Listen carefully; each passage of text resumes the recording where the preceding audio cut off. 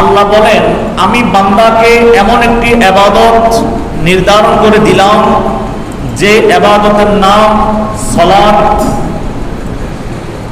এই সালাত যিনি আদায় করবেন উনি সব ধরনের অন্যায় কাজ থেকে বিরত থাকবে, অশ্লীল কর্মকাণ্ড থেকে বিরত থাকবে, সকল ধরনের নিষিদ্ধ বস্তু থেকে সে নিজেকে হেফাজত করতে পারবে।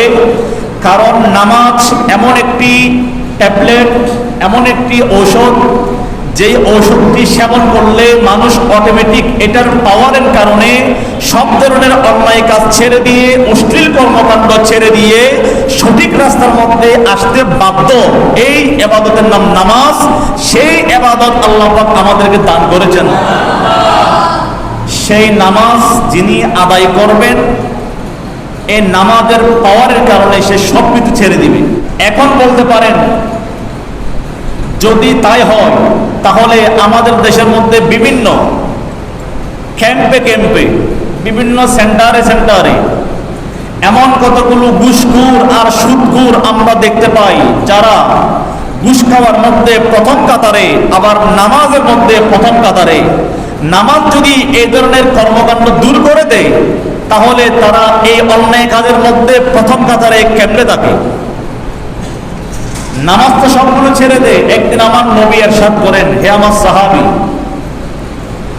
তোমাদের সামনে দিয়ে যদি একটি নদী প্রবাহিত হয়, তোমরা যদি সেই নদীর মধ্যে দিনে 5 বার গোসল করো, তোমাদের শরীরের মধ্যে কি আর কোনো নাপাক থাকবে, ময়লা থাকবে? সবাই বলছেন, ইয়া রাসূলুল্লাহ, না। যেখানে দিনে 1 বার গোসল করলে তার শরীর পরিষ্কার, সেখানে 5 বার গোসল করলে তো ময়লার অস্তিত্ব থাকবে না। আমার নবী বললেন, আমার আল্লাহ তোমাদের উপর যে নামাজকে ফরজ করে দিয়েছেন, সেই নামাজ যদি কেউ দিনে 5 ওয়াক্ত আদায় করে, সে 5 ওয়াক্ত নামাজের পাওয়ারের কারণে সে ব্যক্তি সব ধরনের অন্যায় কাজ থেকে বেঁচে থাকতে পারবে, গুনাহের কাজ থেকে বেঁচে থাকতে পারবে, অশ্লীল কর্মকাণ্ড থেকে বেঁচে থাকতে পারবে। দুঃখের বিষয়, নামাজের মধ্যে যারা প্রথম কাতারে, অন্যায় কাজের মধ্যে তারা প্রথম কাতারে, নামাজের মধ্যে যারা প্রথম কাতারে, তারা বেহায়াপনার মধ্যে প্রথম কাতারে। এটা কেন?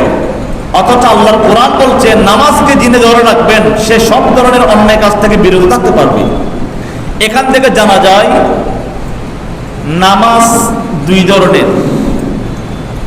একটা হচ্ছে দ্বীনের স্বার্থে, আর একটা হচ্ছে দুনিয়ার স্বার্থে। একটি নামাজ আল্লাহর ওয়াস্তে, আর একটা নামাজ বান্দার ওয়াস্তে।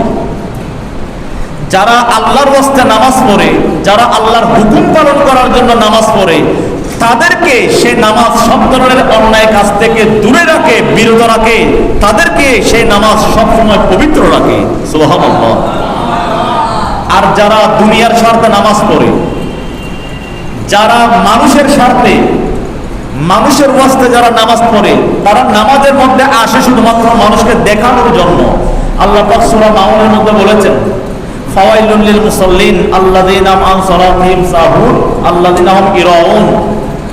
যারা লোক দেখানো নামাজ পড়ে, মানুষকে দেখানোর জন্য যারা নামাজ পড়ে, এটা হচ্ছে ছোট শিরিক, শিরিকে আসগর। লোক দেখানো ইবাদত, এটাও শিরিকের কাতারে পড়ে। কিছু মানুষ আছে মানুষকে দেখানোর জন্য ইবাদত করে। জামে মসজিদে আসলে মানুষ বলবে অমুক ব্যক্তি নামাজি। মসজিদে আসলে মানুষ বলবে উনি 5 ওয়াক্ত নামাজ আদায় করে। মসজিদে না আসলে বলবে এরকম বেনামাজি আমাদের সমাজে থাকতে পারবে না। যারা দাওয়াত দেওয়ার ইচ্ছা থাকে তারা দাওয়াতও দেবে না।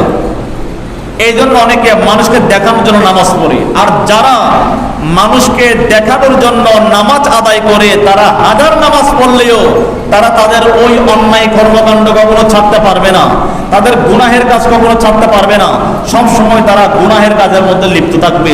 আমাদের দেশের মধ্যে একজন বড় নামাজি ফরহেজগার ব্যক্তি, নাম তার আবেদ আলী। উনি গত কয়েকদিন আগে বিসিএস এর প্রশ্ন, পিএসসির প্রশ্ন, বিভিন্ন প্রশ্ন ফাঁস করে বিভিন্ন মানুষ থেকে কোটি কোটি টাকা আদায় করেছেন।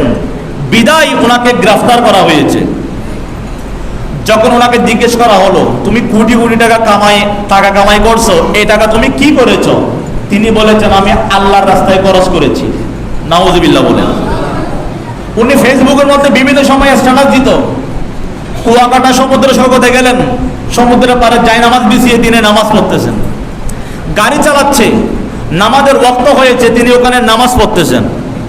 বেড়াতে গিয়েছে পাহাড়ে, ওখানে তিনি নামাজ পড়তেছেন। মানুষকে দেখাচ্ছে যে নামাজ পড়তে হয় কেমনে, আমার থেকে শিখো, যেখানে যাও না কেন নামাজটা ঠিক রাখো। আরে তুমি যদি এত বড় নামাজে হয়ে থাকো, এই কোটি কোটি টাকা তুমি কেমনে দুর্নীতি করলা? ঠিক কিনা বলেন? তাহলে নামাজি আল্লাহর হস্তে এবং বান্দার হস্তে। আল্লাহ বলছেন নামাজ যদি কেউ ধরে রাখে সে সমস্ত গুনাহ থেকে মুক্ত থাকবে, অশ্লীল কর্মকাণ্ড থেকে মুক্ত থাকবে। এই আবেদ আলী এত বড় নামাজি ব্যক্তি, উনি এত কোটি কোটি টাকা দুর্নীতি কেমনে করলো? তাইলে বোঝা যায় ওনার নামাজটা আল্লাহর হস্তে ছিল না, বান্দার হস্তে ছিল, পকেটের হস্তে ছিল। ঠিক কিনা? আমার দেশের মধ্যে সুর অনেক ধরনের আছে। সুর, কিছু সুর আছে অভাবী সুর, ওরা আবার মায়ের খায়। কিছু সুর আছে স্বভাবী সুর, তারা মায়ের খায় না। যারা অভাবী সুর তারা জুতা চুরি করে, মানুষের লাকড়ি চুরি করে, ফল ফ্রুট চুরি করে, গরু চুরি করে। কখনো কখনো ধরা গেলে তাদেরকে গণধোলাই দেওয়া হয়। ঠিক কিনা বলেন? এরা হচ্ছে অভাবী সুর, অভাবের কারণে চুর হয়েছে। আর কতগুলো আছে স্বভাবী সুর, যারা কলমের ইশারায় ইশারায়, কলমের খোঁচা মেরে কোটি কোটি টাকা চুরি করে। এরা যে চুর সবাই জানে, জানার পরেও তাদেরকে গণধোলাই দেয় না, বরং গণসংবর্ধনা দেয়। ঠিক কিনা? স্বভাবী চুর যারা, তারা চুরি করতে করতে অভ্যস্ত, টাকা পয়সার অভাব নাই। বিল্ডিং একটা আছে, আরো 5টা বিল্ডিং করার জন্য তারা টাকা চুরি করে। বিদেশের মাটিতে কোটি টাকার সম্পদ জমা রেখেছে, তাদের কোনো হিসাব নাই, তারা স্বভাবী চুর। তাদেরকে মানুষ গণসংবর্ধনা দেয়। আর যে বেচারা হালকা জুতা চুরি করে, মোবাইল চুরি করে, সে ধরা পড়লে গণধোলাই দেয়। আমরা বর্তমান মানুষ চলতেছি এই পথের মধ্যে।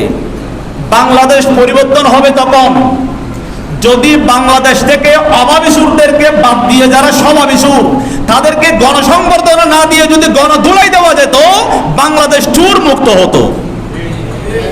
ঠিক কিনা? আমাদেরকে এই জন্য হুসাইনি ইসলাম গ্রহণ করতে হবে।